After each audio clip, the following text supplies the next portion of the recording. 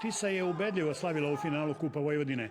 5 golova razlike, rezultat 6-1 u odnosu na ekipu Novog Sada, odraz je dobro ukomponovane i za takmičenje u drugoligaškom društvu srpskih futsalera odlično pripremljene ekipe sa majstorima poput Guberinića ili Tomičića u prvom planu, koji ubedljivim partijama plene poklonike fudbala na velikom terenu ili futsala u dvorani, sasvim je svejedno.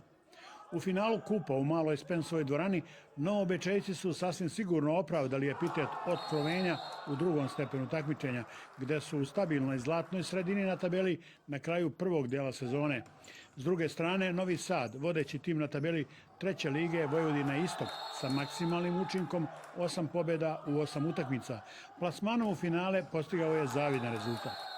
Klub u začetku sa Milosavcem u ulozi trenera, Antonićem na golu i kapitenom svojevremeno članom vodeći iz srpskih futsal ekipa Rnićem na delu, na dobrom je putu da u bliskoj perspektivi vrati grad Novi Sad na mapu centara futsala u državi, gde je i pripadao još u vreme jugoslovenskog loptanja pod krovom.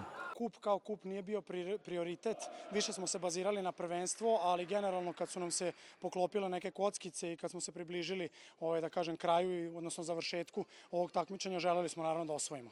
Ako vas dobro razumem, to znači da ovim nisu zadovoljene ambicije Tise u ovoj sezoni? Naravno da nisu.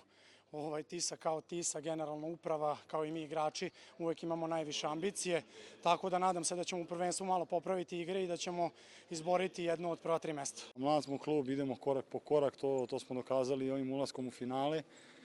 Mislim i prvim mestom trenutno na tabeli kod nas u trećoj ligi. Tako da ubeđen sam da će ovaj klub rasti iz dana u dan, a ovi ljudi koji rade u klubu pokazuju isto tako iz dana u dan da napreduju, da ulažu u klub i da će ovo biti jedna zdrava i lepa sredina za igranje. Za potpuni osvrt na finalnu utakmicu Kupa i podaci o strelcima. Prvo poluvreme završeno je vođstvom Tise sa 5-0, golovima koje su postigli Stojković, Celin, Tomić, Guberinić i Tomčić. U drugom delu Tomčić je svojim drugim golom povisio prednost Tise na 6-0, da bi 1 minut pre kraja Pajić postigao počasni gol za svoj tim i tako postavio konačan rezultat finala Novi Sad Tisa 1-6. Finalnoj utakmici prisustvovali su i vodeće ličnosti futsal reprezentacije Srbije, koja se plasirala na svetsko prvenstvo u Litvaniji, selektor Goran Ivančić i koordinator futsala u Srpskom savezu Bojan Pavićević.